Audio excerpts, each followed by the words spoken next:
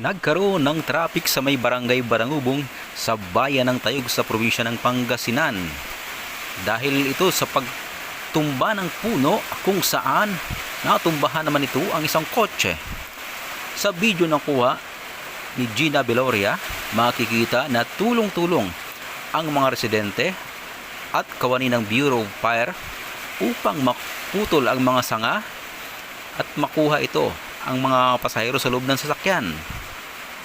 Ligtas naman na nakuha ng mga kawani ng Bureau of Fire, kasama na rin ang ating mga MDRRMO ng Police Station ng Tayug at mga residente ng Barangay Barangubong. Napakalakas po ng bagyong Pipito. Mag-ingat po tayong lahat dahil nasa signal number 4 ang probinsya ng Pangasinan at karating na probinsya at bayan hanggang Aurora. Napakalakas po ng